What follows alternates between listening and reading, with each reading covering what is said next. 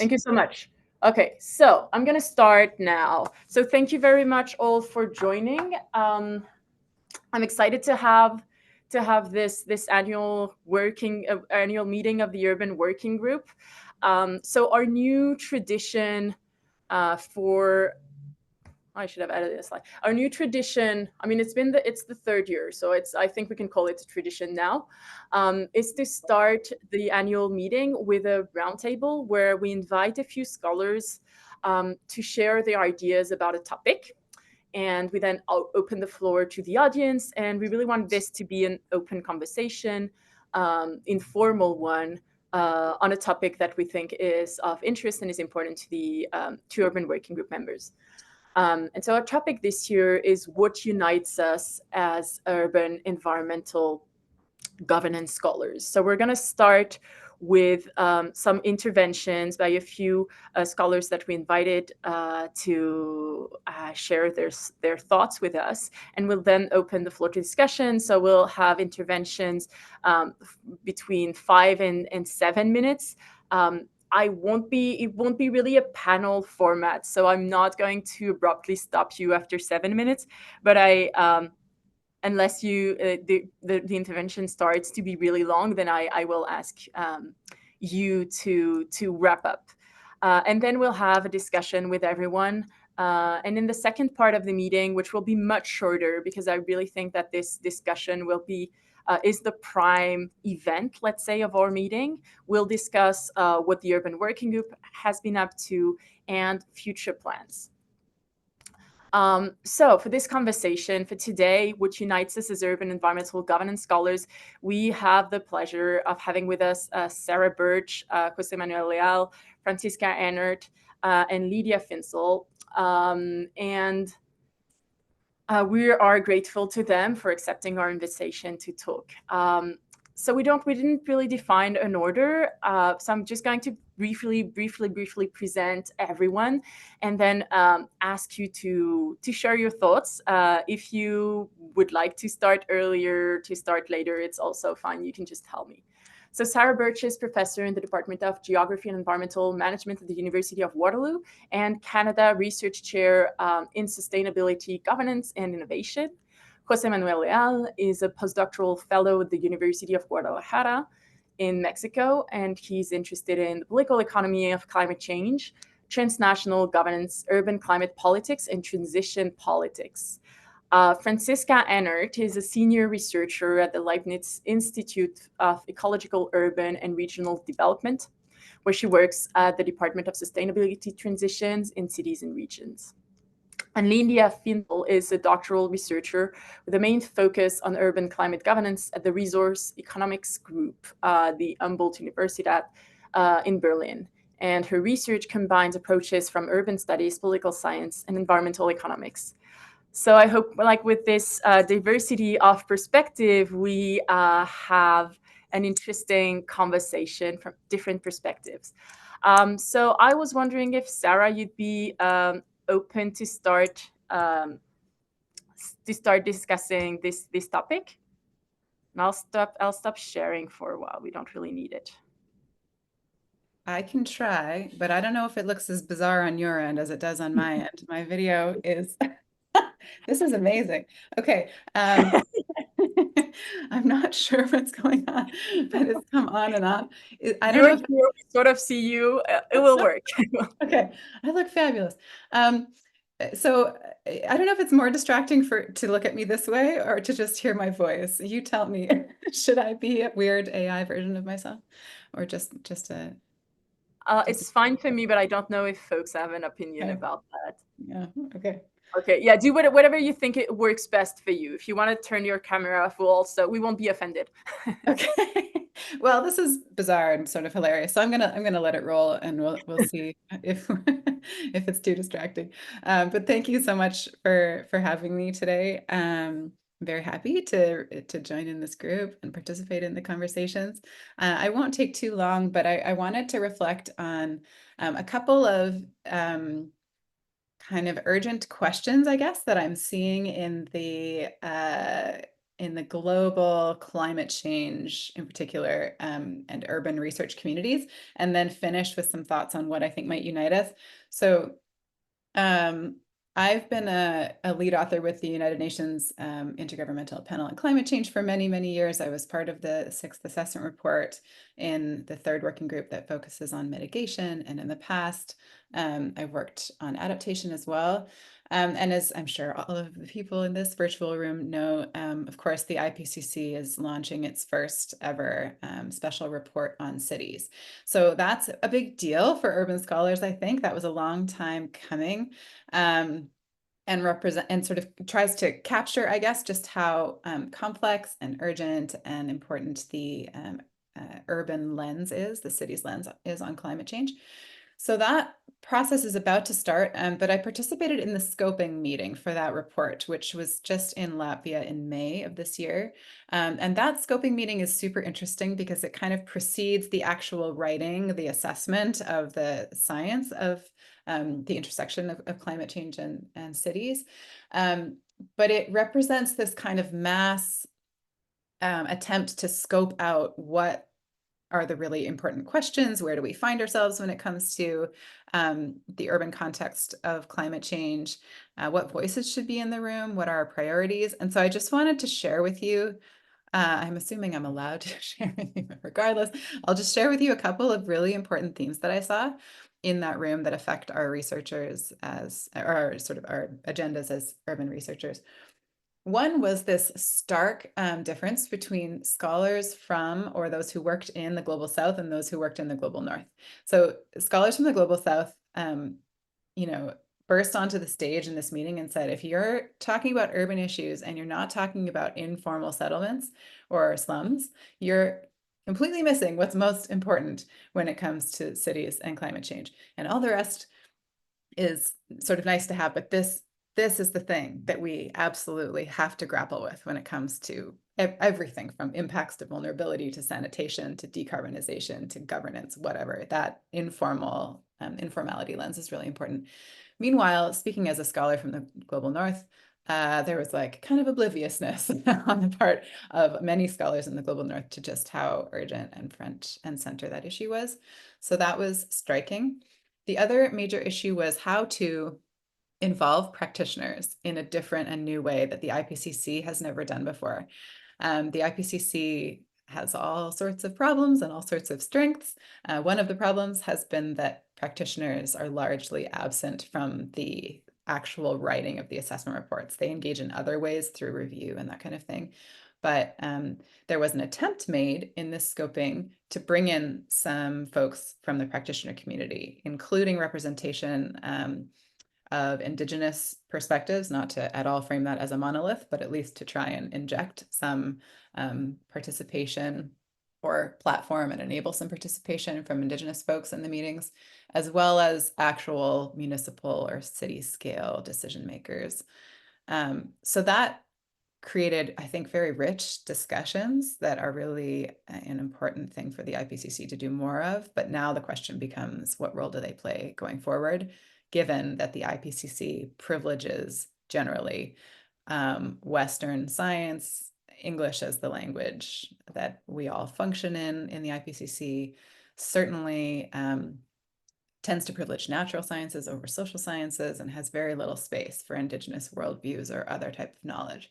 So that has been a challenge in urban research, at least as it's incorporated into the IPCC for years. The next bit is the constant push and pull between how and if and when to integrate our conversations about impacts and adaptation, and then the greenhouse gas reduction side of climate change, and how do we treat those things when in practice, how they're actually governed in urban landscapes is very integrated, and yet we tend to sort of slice them up in these global scientific processes. So those are some of the themes that I saw that I thought might be of interest to this crew, at least when it came to the cities report. And all of this leads to then what I think might unify us. A subtext through those meetings and through all of my work and the work of those that I collaborate with is a fixation, almost obsession on the need for acceleration or amplification or moving faster. This like storyline that we have a lot of the solutions that we need, the majority of solutions in many cases, but we're not doing them fast enough. We're not finding synergies between issues that we care about. So that's, I think, that common thread of what does amplification, or whatever you, however you phrase it. Some people talk about scaling, some people talk about acceleration or whatever. But how do we govern the next steps? Not necessarily the generation of new solutions, but the spreading them and including more people and more voices and more perspectives on how those play out. So this is where my brain is at, and I just wanted to kind of throw these out to you for a discussion. And now I will turn off my extremely distracting thing here. Thank you. Thank you so much, Sarah. This is so interesting, I think, understanding your perspective as being at that scoping meeting, and those questions that are both like opportunities, but also and mostly challenges that we all share. So thank you so much. I'm wondering if José Manuel would be okay to go next.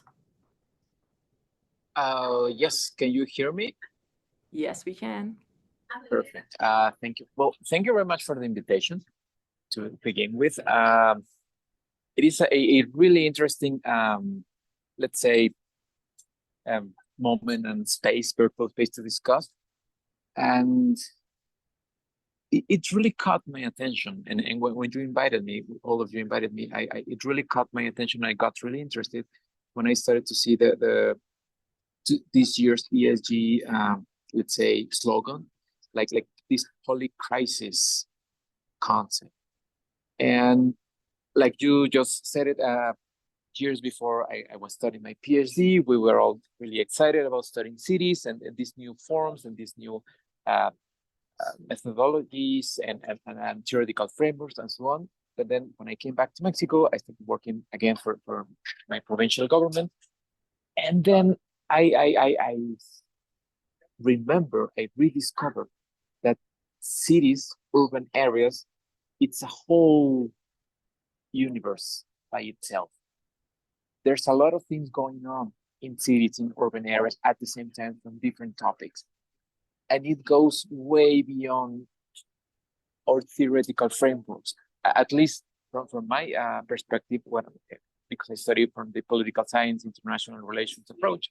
There's a whole new things and a new approaches, a whole new issues that are going on.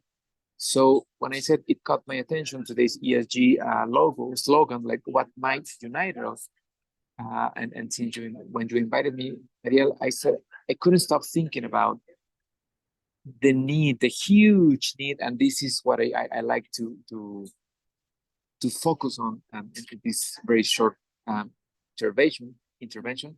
It's the huge need of and transdisciplinary studies. Multidisciplinary and transdisciplinary studies. That, I think, can unite us, for us who are interested in studying cities, because, like I said, it's a whole universe. Not only governance happens in cities, but also the need for migration policies, environmental policies, transportation policies, economic policies, and gender policies, etc., and nutrition, and I could just go on. There's some things that we need to study, and we need to include them in the studies. Ergo, therefore, the need of this, and since it's a polycrisis era, we need to think, we need to help ourselves and to strengthen our analysis with different disciplines. It's just like we were, you were listening right a few minutes ago, this idea, and if you think about this, the IPCC reports, it's transdisciplinary studies, because we need to understand cities as a whole and everything that happens inside of them. So I think that's one of the main aspect that I'm focusing on, that what might unite us, and we need to communicate with different disciplines, even within among our disciplines, IR, security, IPE, governance, and so on, and among social sciences disciplines. And I know it's very, very challenging, but all these other disciplines outside social sciences, but we need to communicate with them. We need to elaborate, and we need to generate and originate studies and analysis that focus and that includes all these new different perspectives. Because we may say that we just need a new law, we just need a new regulation, but sometimes it's a matter of a technicality, of a technology. For instance, and I'll be closing with this point. My postdoctoral project right now, it's this connection between local actors and sustainable development goals, and how they have been neglected from an international perspective, and particularly the SDG number 7, energy efficiency. And you might say, well, let's work on clean energy development. And at the beginning, I just started thinking about this energy efficiency. But it's not only that we are not focusing on energy efficiency policies. It's not only that we're not focusing on energy efficient studies or analysis. There's a lot of technical issues that me, as a political scientist, I don't know. So I need to collaborate. I need to communicate with other disciplines so I can see why it is not properly developed, these energy efficiency technologies, and ergo energy efficiency policies, energy efficiency discussion among academics in this case. So I really invite you, I know, and I'm doing it, and I know it's challenging, but I really invite you to think about and to collaborate at least to develop multidisciplinary approaches, studies, and to use economic sociology, and that includes also methodologies. Again, I know it's challenging, but we need to go outside of our comfort zone in order to originate and generate more interesting and more useful and applicable studies. And that it might be the beginning of something that might unite us. But I think I'm going to leave it just there. Thank you so much, Jose Manuel. So that's very interesting, because when we started having this conversation about which topic we could use to foster to have this conversation, it was after discussing a special issue project that hasn't happened yet, might in the future, hopefully, where we were discussing different issues that could be of interest to urban environmental governance scholars. And we struggled to find one. And we also realized in that same conversation that there was a lack of dialogue still between scholars of the same field, of the same very broad field that might include folks from political science, international relations, urban planning, geography, architecture, and that's just the main disciplines that might have something to say, want to say something about cities. So we already have these different disciplines, but the question of how they dialogue together it's a very difficult one. It's a very challenging one. It's something we've already started to discuss, but for sure there would be more to say about it. So thank you very much. I want to, before I invite Lydia to the floor, I just want to mention that Blake mentioned in the chat, if you're an attendee and you want to join the meeting with your camera and mic, please raise your hands at any time. Raise your hand at any time, and I can upgrade you to panelists. Thank you, Blake. Lydia, are you okay to go now? I don't know if others can hear you, but I cannot hear you.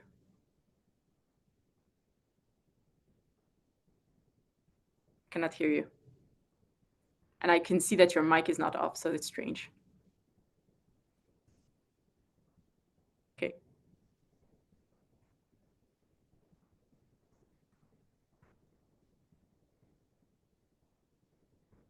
Which is weird because we heard you before we started the meeting, right? Okay, so what I'm going to do is I'm going to move on and ask Francisca, or do you want to try again? Maybe you can leave the meeting and enter it again. I don't know if that would work. And I'm going to ask Francisca if she's okay to do your talk, and we'll ask Lydia to finish. Yes, thank you. I will just try to share my presentation.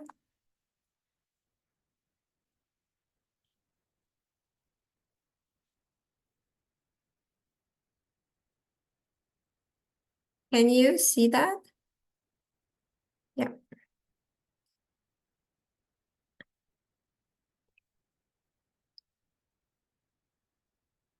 Okay, yes, thank you for inviting me to this roundtable and share my ideas and reflections on what are themes for urban environmental scholars.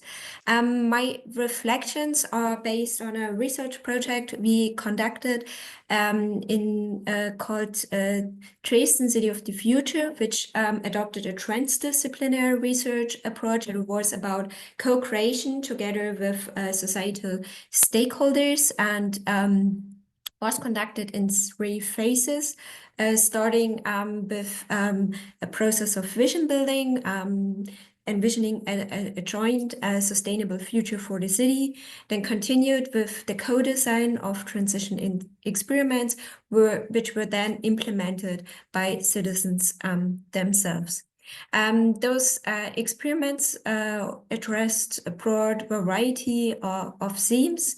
It was about sustainable business practices, car-free neighborhoods, participation in urban districts, or the edible city, or the redistribution and recycling of materials. So what has just been mentioned, and what also becomes visible in the study of real-world experimentation, is that we are a community that can cross disciplinary knowledge boundaries.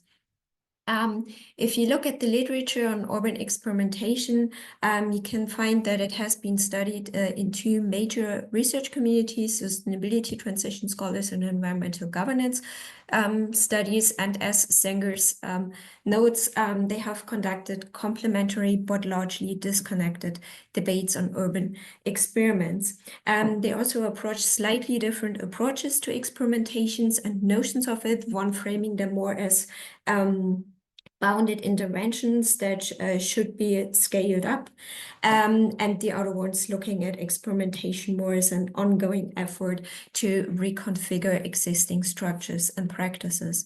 So the question is for us, how can we develop interdisciplinary research perspectives? How can we foster dialogue between different research communities, and also how can we harness knowledge on how that could be encouraged?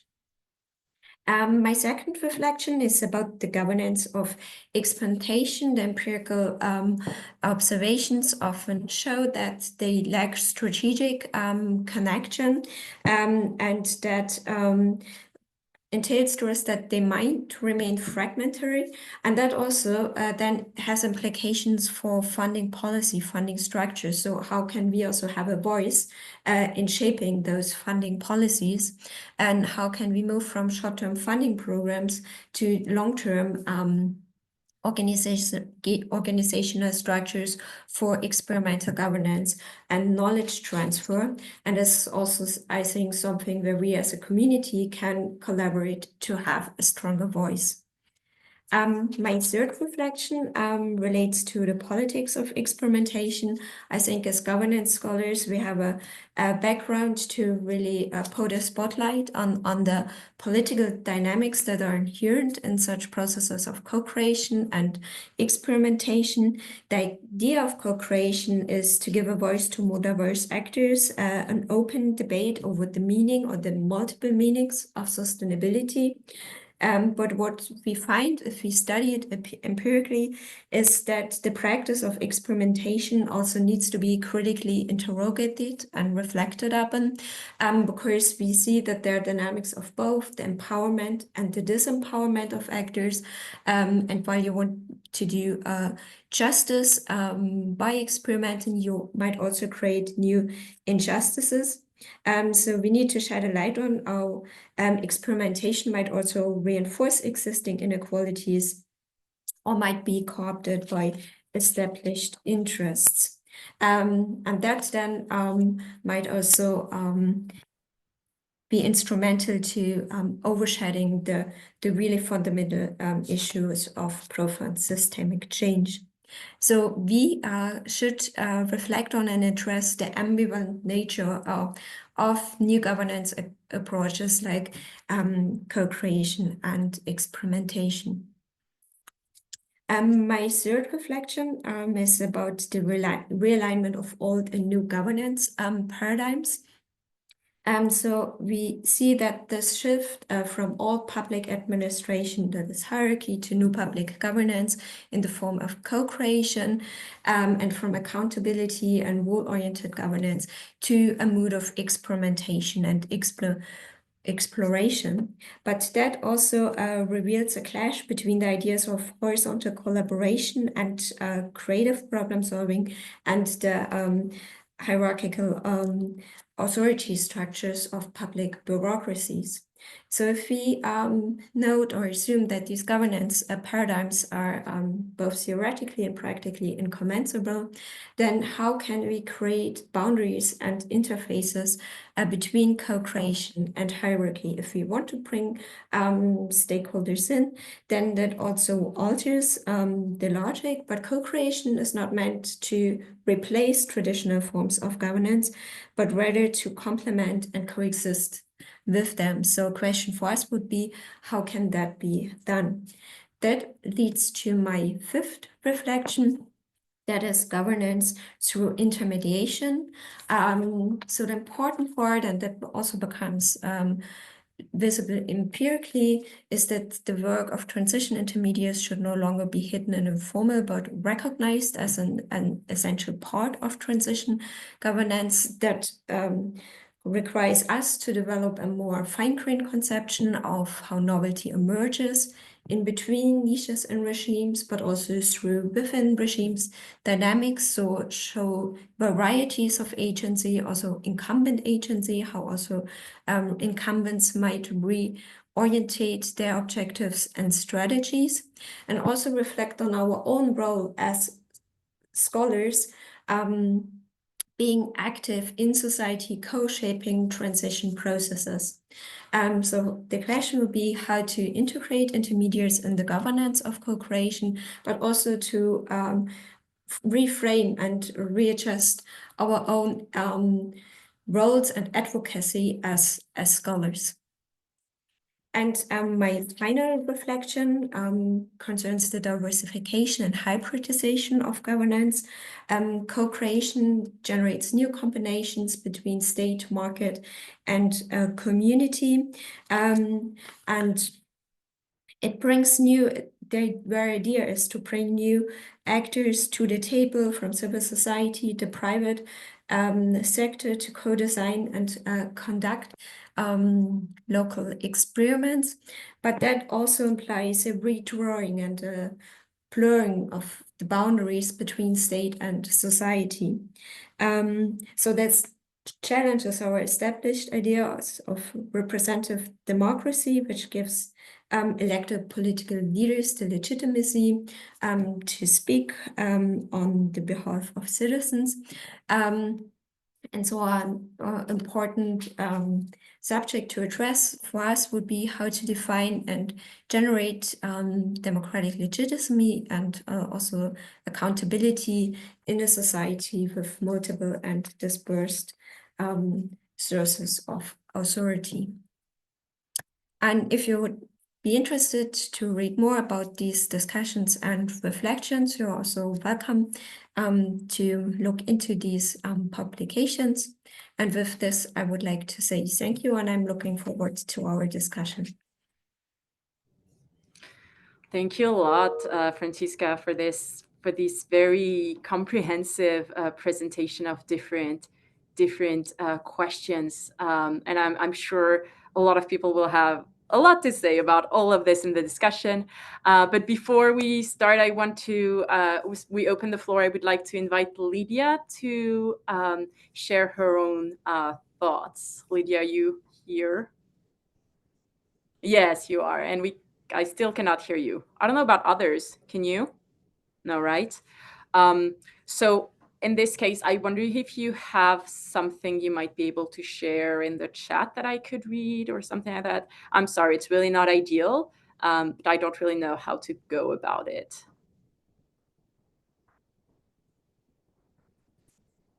I'm glad that we're seeing Sarah in a normal lights again. I'll try to put on. Okay, yeah.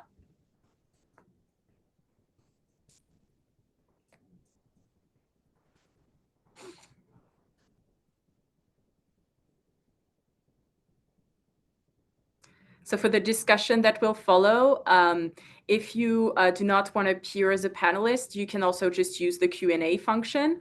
If not, you could still raise your hand and be added to the group of panelists so that you can just open your camera and mic.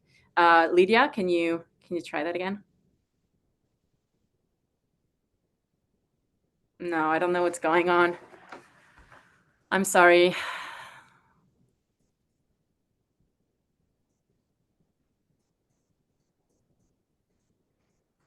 It's not your fault, just technical difficulties. Do you have something that you might be able to share, some text or something? Or do you want to try to, I don't really know how, try to solve the issue through the chat with Blake and see if you can participate later? Is there a dial-in number? Maybe perhaps Lydia could call in? Oh, that's a good. I'm going to post that to Lydia now. I'm just going to see if that works.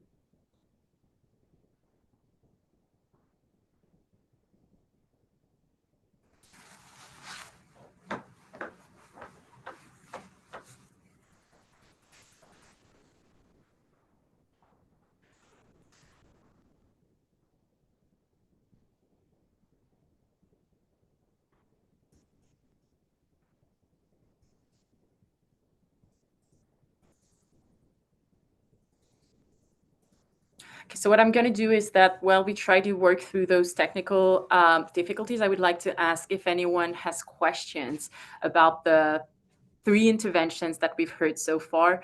And Lydia, I really hope that we can have you talk a little bit later, and we can always, it's informal, so it's going to be, we'll make it work.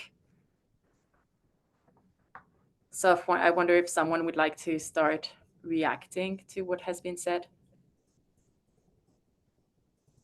Sure. I'll jump in. Thanks for the other interventions. That was really interesting. And also, I'm glad that I'm no longer a weird shadow. It was, in fact, the background that was causing the problem. So yeah, I have a question for Francisca, actually. I really appreciated the sort of nuance and depth that you brought to exploring co-creation and experimentation as a really promising pathway, or a sort of new, I guess, shift in the way that we govern urban environmental problems or sustainability more broadly. And certainly that's something that's very close to my heart. And we've done a lot of empirical work on developing participatory co-creation processes so that we can develop new experiments and see where they head. And I find that it requires a lot of reflexivity on the part of researchers that are engaging in that kind of work to think about where they want to have influence and where they should back off a bit, and sort of do this delicate dance with the civil society groups or the businesses or government folks that we're working with. And I'm always keen to learn if you know of any of examples where it's being done really well, where, you know, municipal governments or city scale governments are actively and sort of more methodically supporting co-creation rather than having it be sort of one-off experiments. I know that's the nature of experimentation, but to more systematically support it and build capacity to do it and that kind of thing, because yeah, I'd just love to learn about that if you know. I'll just, Francisca, I'll let you answer this one, and then we'll try again with Lydia, who's trying to solve her mic issues. Yes, thank you. Of course, we are also observing, or the way, like I have been working in a German context, so I would say here it started off as like it's being part of third-party funding programs by national government, or more the what is in our context more the state level. But now shifting of how can that be more integrated and embedded in governance structures, and that it's often linked more to let's say university municipality partnerships.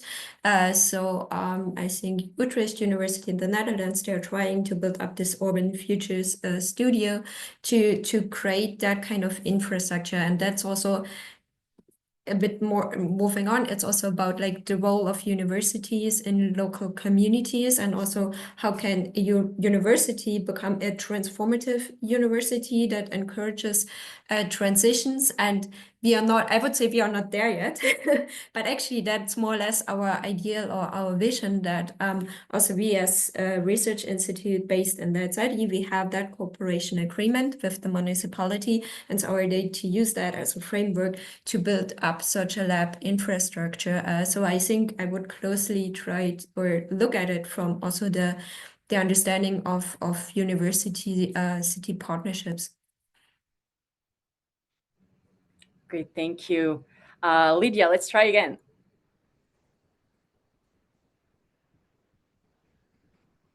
Nope. Sorry. I'm sorry. This is awful. This is the very, very bad, annoying part of online conferences. Okay, so I'll let you try to work this out still with Blake, and we'll move on to other questions and comments in the meantime. So, hi. Yes. So I'm just curious. So I'm not a scholar, but I'm a practitioner. So I work at the local level and with urban issues, particularly around biodiversity and sustainable development. So I'm really hopeful and curious, and I've got the same, Sarah, it must be something about Canada. I've got kind of your vibe going on here a bit, but I'm hopeful, or I'm looking for information or response on how you do work directly with municipalities, but not just the, so both sides of it. In Canada, we have elected officials and we have public servants. So the staff at the municipality that can outlive council. So curious as to how you engage at that local level on an action-based item for a municipal level. And the other kind of secondary question is, how could I, as someone who's not a scholar, like I'm not in a university, actually participate within this network? I think there is something to be said about people on the ground doing the work. I'm thinking of planners too, like having planners, particularly in the urban section, particularly in this dialogue. Anyways, thank you for allowing me to participate.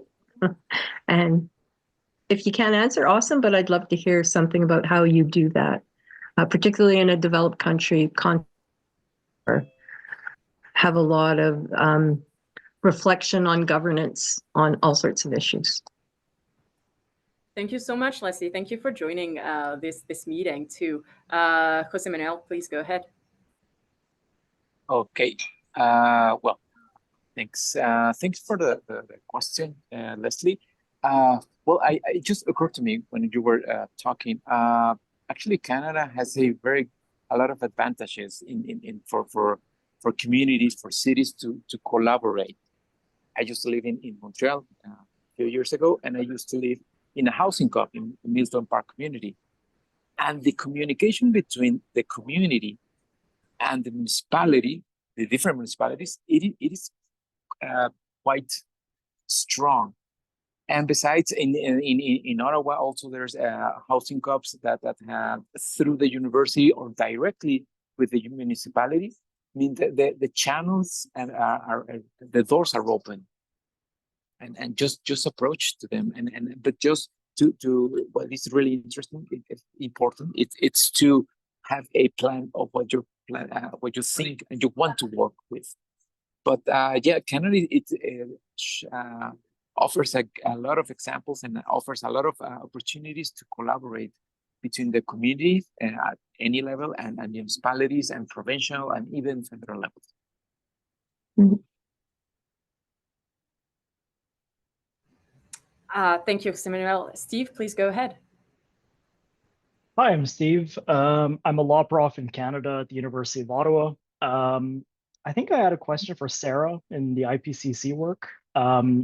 So lately we've seen, as we know, like all these conspiracy theories about like the Great Reset and even 15-minute cities. And so to the extent that you can speak about this, do you think that the risk of like these conspiracy theories or even backlash have affected the IPCC's work on cities? Like, are they shying away from maybe making normative implications, or are they maybe fixing their PR game, or how do you see the IPCC managing these risks?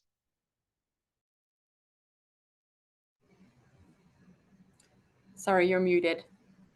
That was inevitable. Okay, at least once in the meeting. Yes, good question. So I would say, I mean, I can't answer for the IPCC as a whole. One thing that I found really fascinating about the launch of the last assessment report is that the IPCC has like a fairly rigorous and active communications machine behind it. Unlike most of us as researchers or professors or whatever, we kind of just like skate off into media and say our thing and hope we don't trip too much. The IPCC offers quite a lot of support for its authors who are willing to step out and speak publicly. So I have these very interesting communication packages, like here's the key points distilled into, into different language. Don't let the reporter take you down this rabbit hole. Don't head into this territory. What happens if you're asked about Russia? What happens if, all of the hot button issues at any time when a report is released. So they certainly have their eye out for important or influential conspiracy theories. Some of I don't want to be too optimistic, but some of them, like the 15-minute city one, I hope was kind of niche and very weirdly like it came and it went. I don't know, but maybe not. Maybe it has more legs than I thought.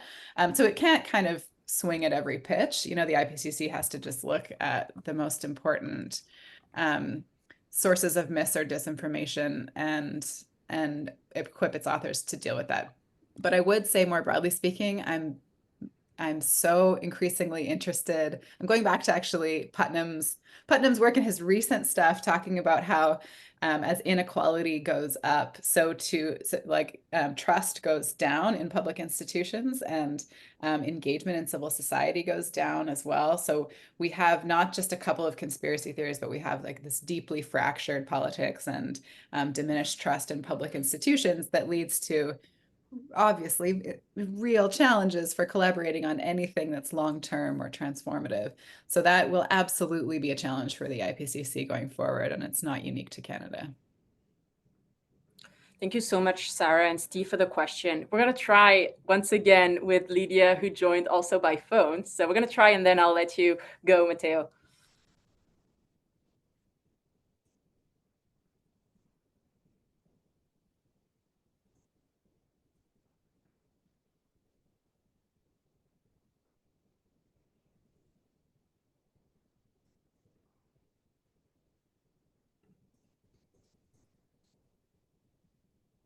Can you hear me now? Yeah, we can. Yeah. Okay, nice. Yeah, but yeah, so thanks for having me now. Though I feel I have to really contribute a lot. So after all this effort, but yeah, my input or my intervention was a little bit more kind of thinking about why cities or city regions or rather the local level, why is this relevant for global environmental governance?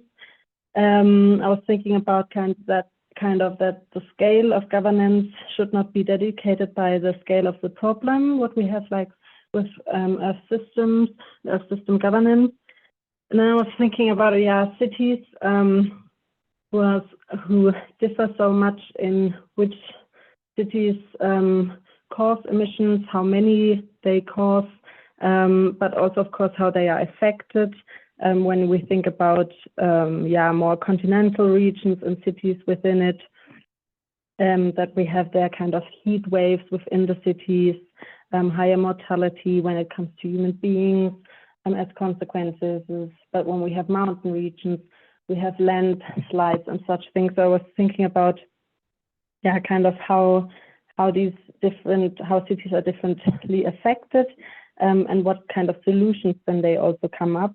And also their contextuality, so kind of how dense are they, what's the population in a city. If you have, for example, more green voters, you have a bigger local support for specific policies, and then maybe other solutions you could implement.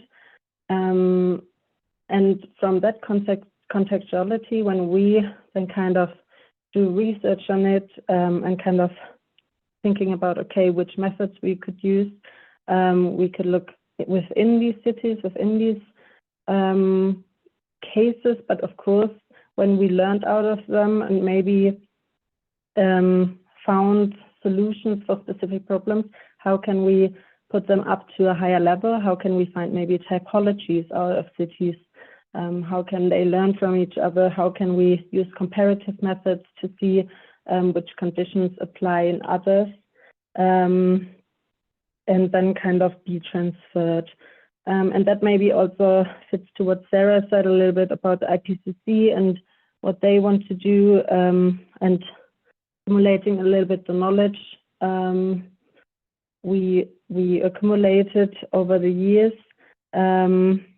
And then also think about the solutions we found in some contexts, how they might lead to new conflicts we haven't thought about. I think it was already mentioned, but I was a little bit concentrating on getting the phone set. But for example, with specific green policies or carbon taxing, we need a compensation for lower incomes, and such things. So how do we find this balance then of solutions we have and then new problems which emerge out of it?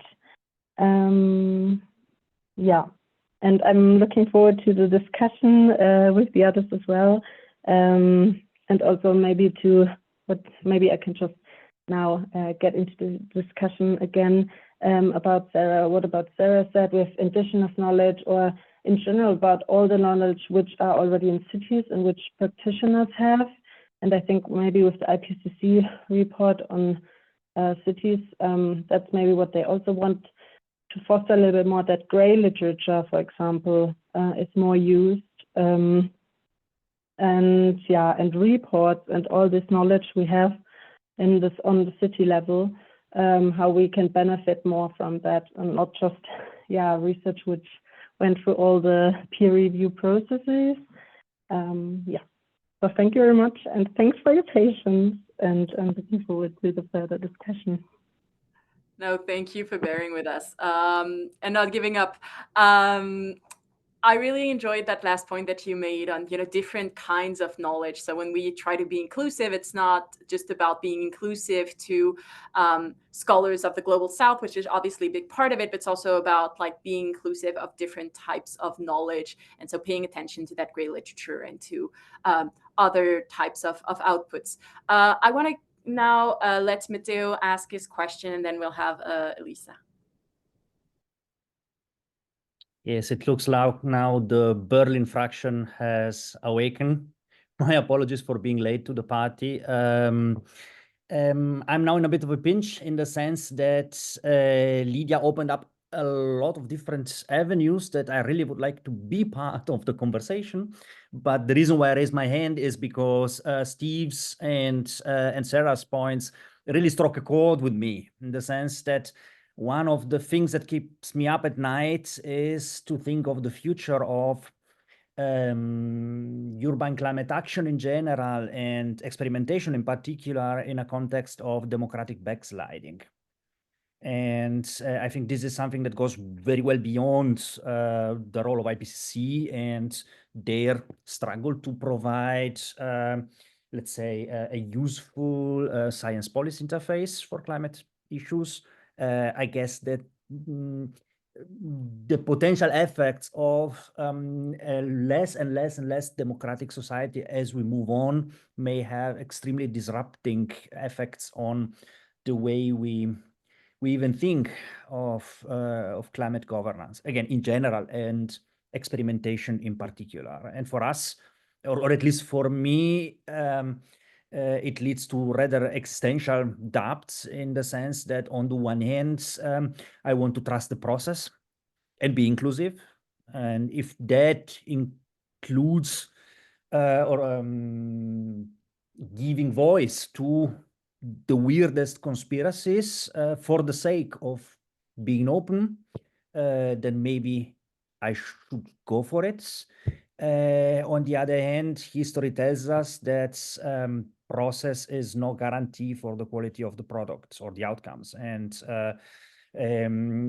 that, of course, raises important questions if we want to, or better, if something as potentially disrupting as going fossil-free in a foreseeable future, well, may bring about and even trigger as reactions. And I really don't know where to take it from here.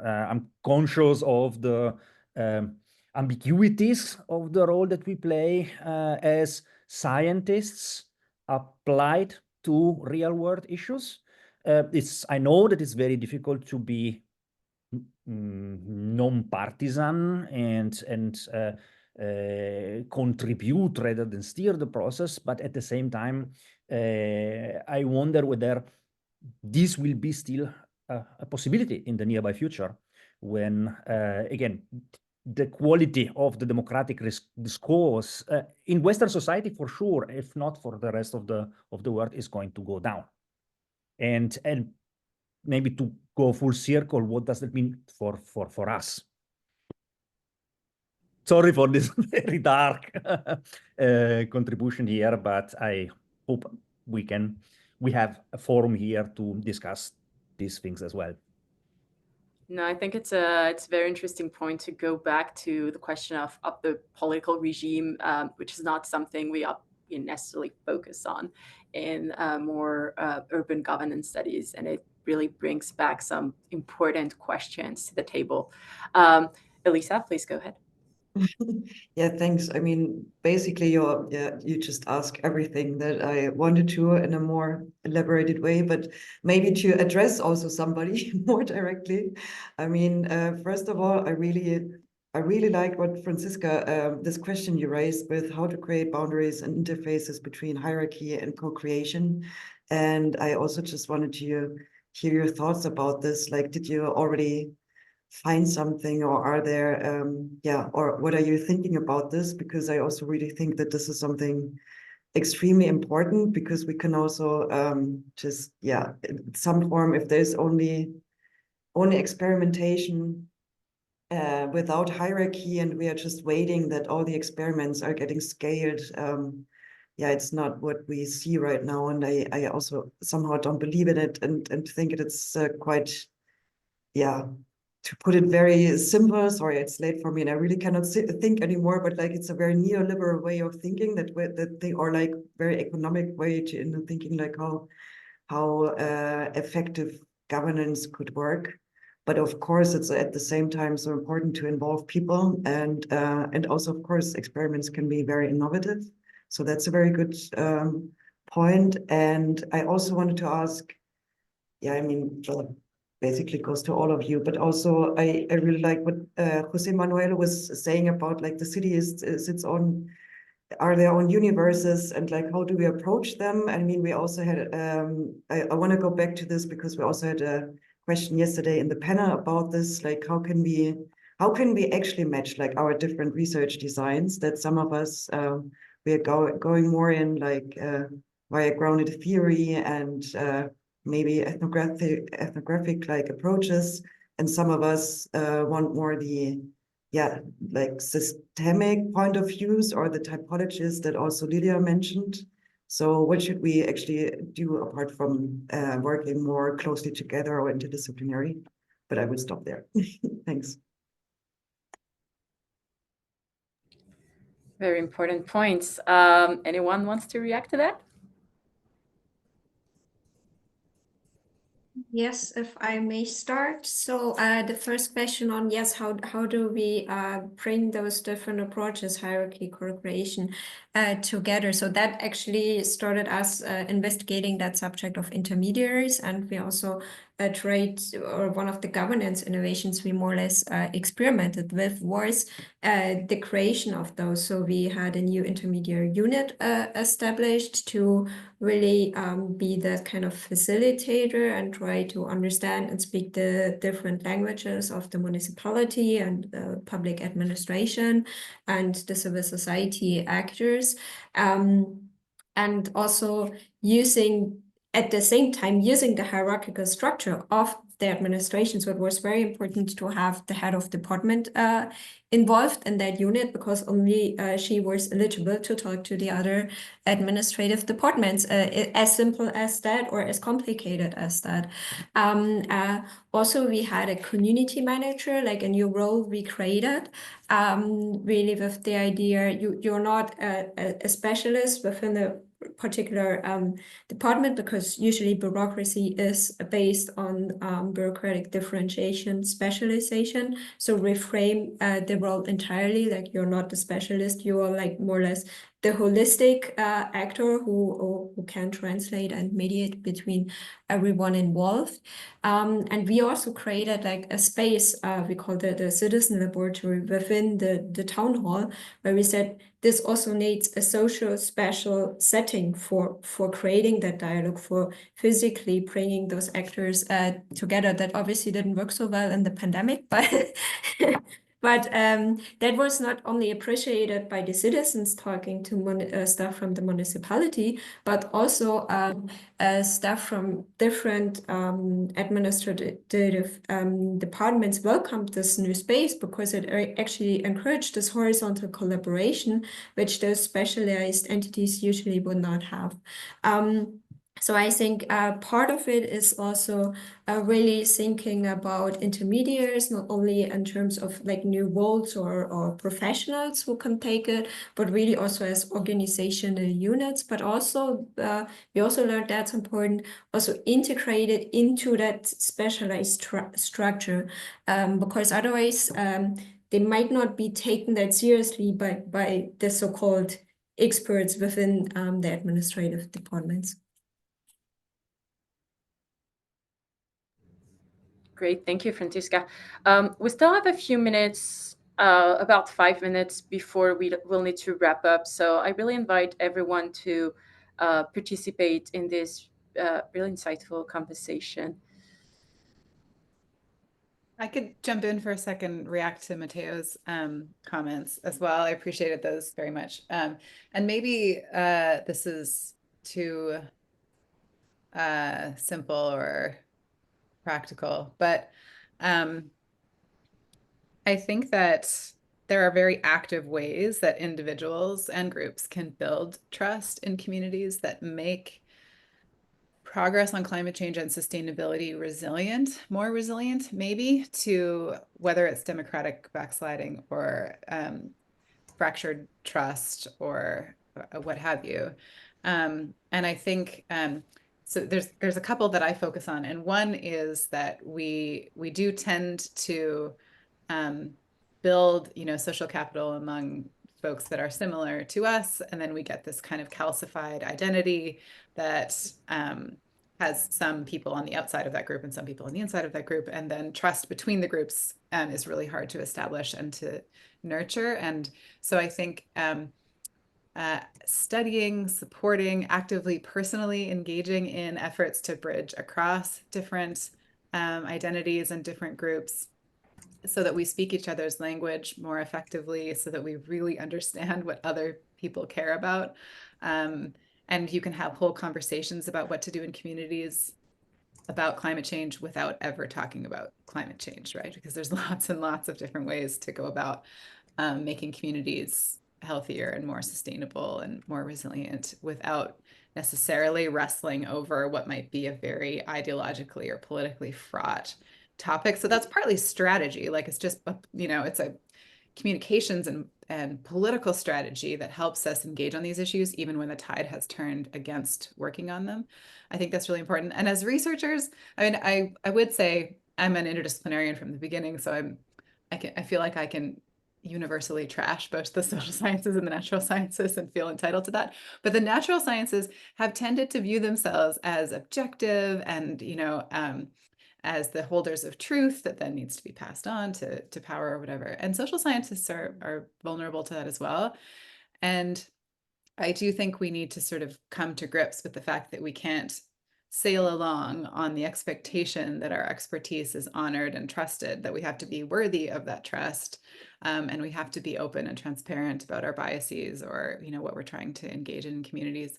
And that helps us do better work, I guess. So I think the best researchers are the ones that do practice as well as scholarship, and, you know, dance across this complicated line. But my practice in communities informs my scholarship in a way that gives me it's very like not inspiring. My work doesn't inspire me, but it gives me energy, I guess, and is motivating because you know, you're sort of engaged in how things are playing out in communities. So I support that kind of work. Thank you so much, Sarah. I'm not sure I'm pronouncing your name right. Chamu, do you want to? Please go ahead. Please correct me. It's Chamu, so that's fine. Yeah, just wanted to introduce myself as you invited. I'm actually from the Earth Systems Law Task Force, and you know, I thought I'd drop by and look because my interest is in legal frameworks and how they're being shaped by the climate debate as well as, you know, other nature crisis debates. And in the context of urban governance, I'm quite interested in the sort of duty and obligations as provided by, you know, a legal framework, broadly or narrowly defined, for climate action. So it's also, you know, duties and obligations upwards in terms of fulfillment of any kind of targets, but also, you know, downwards in terms of participation, transparency. And I heard a few voices here which kind of link up to that, I think. So that's basically what I'm quite interested in, and interested to see what, you know, sorry, I was at another event before, so I only joined very late, so I don't know what your future, you know, the coming year activities are, but yeah, it'll be interesting to stay in touch. For sure. And if you want to join the Urban Working Group, we'd be happy to have you. You can just, I'll share our emails in a few minutes, and you can just send us an email and we'll add you to the list of contacts. There's basically no commitment. You just receive an email from time to time, are invited to participate in events or hear about what we're up to. Thank you so much. Like that. Thank you. That's great. Anyone else wants to comment, add on all this?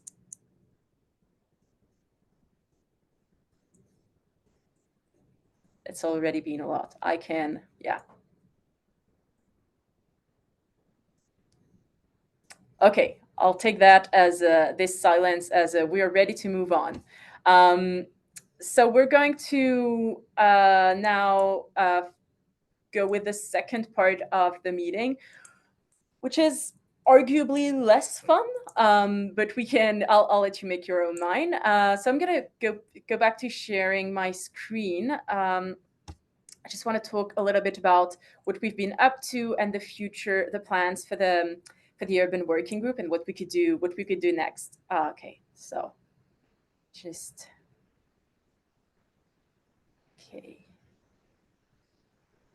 okay. You see that? I'll take the silence as a yes.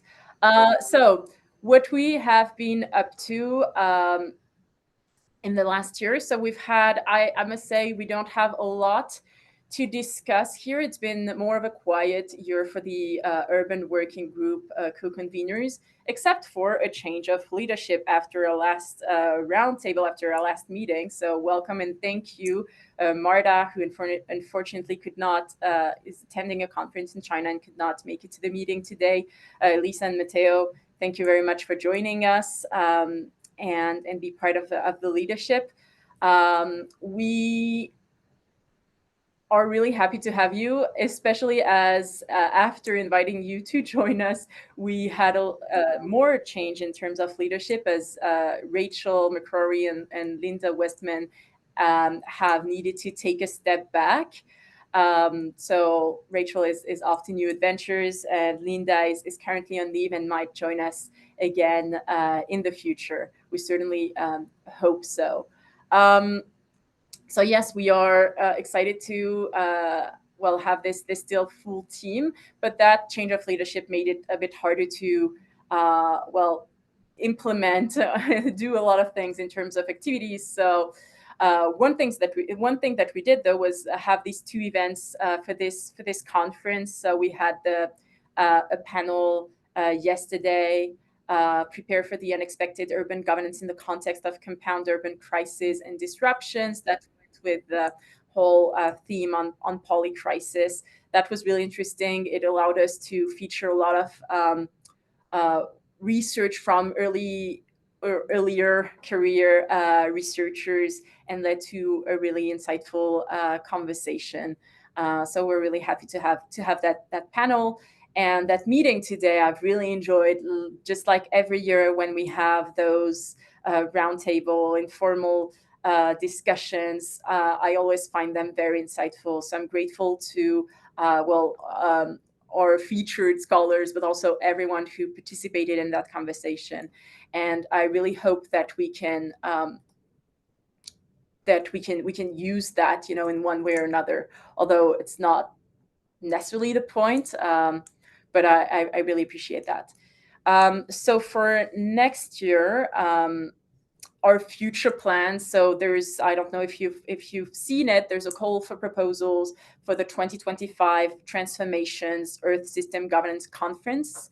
And the main theme of the conference will be navigating sustainability transformations towards justice and equity. So it will happen at the Kruger National Park in South Africa. And it will be hybrid. There will be an on-site component and an online component. So I hope that we can plan for at least one panel. In the past, we've done several panels in the conferences. Last year, we had 3 panels actually, plus the annual meeting. This year was I said, a bit quieter for different reasons. But so I'm hoping that we can put up a proposal, and so we can either use the conversation we've just had. We can use yesterday's conversation to come up with an interesting panel proposal. If you have suggestions, please reach out to us. We really want to hear also from you what you think would be interesting, the research that you would like to present in a sort of event sponsored by the Urban Working Group, although that doesn't mean necessarily a lot, but that we can help coordinate at least. Another thing that I think could be, another thing that I had in mind was if there was interest in taking today's conference further. And by that, I mean, use it as a sort of a step for future conversations, either in the form of research dialogues we've held in the past, or a sort of a collective discussion, a sort of collective research output, or something like that. So that could be something that we could help coordinate. And yeah, the last thing I was thinking of in terms of what we could do leading to the 2025 conference, which would be holding a couple more research dialogues. So we've done one in the past, and we invited, it was a little bit like the roundtable we just had. We invited a couple of scholars to share their ideas, to share their research, and then that led to informal discussions about their research, about the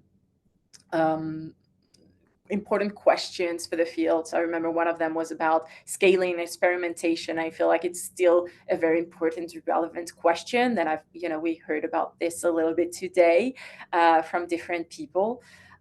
So that would be great. And I want to say that the goal of the research dialogues are really to, well, they're to share everyone's work, to create more of that convergence, be a place where we can hear about others' work. It's also a little bit about, networking. Obviously, online meetings make it a little bit harder, but in today's world, they're also one of our best bets to keep networking. So yes, I would like to again open the floor. Stop sharing. Sorry, I'm going to go back to main screen here and see what the interests are, any suggestions, anything that you would like to see that you think would be relevant to ask, considering, but not just that, considering today's conversation as well.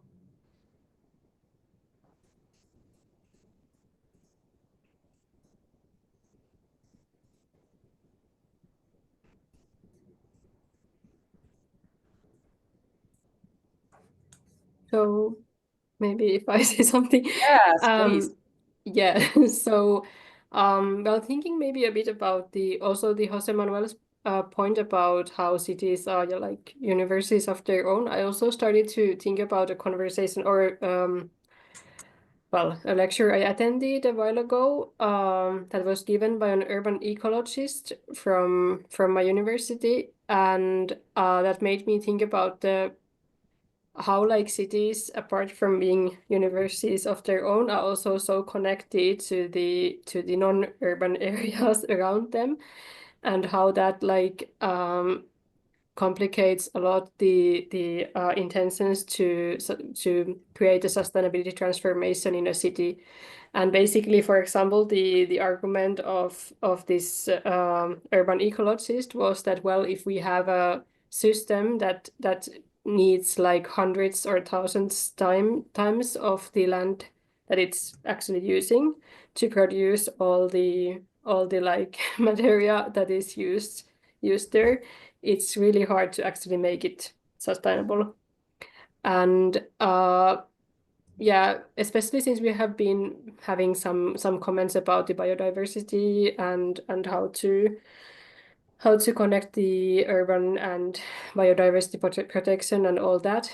I thought that it would be really interesting to explore this further somehow, like the connections between the urban and non-urban. Well, this was a very sketchy idea. It's also really late here, but Yeah. hope you got some. Yeah. Thank you, Matteo. Do you want to react to that? Thank you, Milia. That's super interesting. Just as a note, I added our contact information because I forgot my last slide, which said basically thank you and the contact information of the co-conveners of the Urban Working Group. So here, myself, Matteo, and Elisa, and we also have Marta. So if you want to reach out, again, Chamu, if you want to send us an email to join the Urban Working Group. Sorry, Matteo, go ahead. Yes, I absolutely would like to second Milia's suggestion. I come from a water background, and the rural-urban dimension is becoming more and more difficult to ignore. And I think an articulation of urban climate action that goes beyond the urban is probably will probably become more and more untenable as things progress. There is plenty of ramifications from of that, including to go back to my previous point, very stark differences in terms of political preferences and orientations between the rural and the urban areas, and we still have no answers on how to develop, let's say, local government level climate action beyond the purely urban dimension. We like to network cities across the globe, and we haven't yet networked the same cities with their neighbors through which they interact, and that allow the sustainability or unsustainability of the urban context. So I guess there is definitely a dimension in which we can think of further developing in the near future. Great, thank you. Franziska, please go ahead. Yeah, thank you, because we also just currently started conversations about the relationship between urban and the rural, and what is framed as cores, what are peripheries, and is that a framing or is that a given? And also studying these kind of relationships from the perspectives of justice. What are the implications? How to do justice or undo injustices in that setting? And also informed by the German context, where we have the situation then around 75% of the population live in urban areas. So then they are represented in decision-making bodies, which make, let's say, climate action policy decisions that then affect the rule. So how do we deal with that questions of decision-making, creating legitimacy for it, and how can we actually bring the voices of the rule also back in? And we also saw that the recent farmers movement and as a social movement and more or less grassroots, a different kind of grassroots initiative could also be an interesting subject to study in that regard. That is very interesting. I like how the conversation has been a lot around breaking disciplinary silos or walls, breaking question of the city itself and its borders, the borders also and the limits of climate change and climate change governance. I wonder where this will leave us, but I find this extremely insightful and challenging as well. So I guess, Counterpart is discussing all those challenges. How do we break all those barriers that we've built for a reason in the first place? I don't know if anyone wants to react to any of this.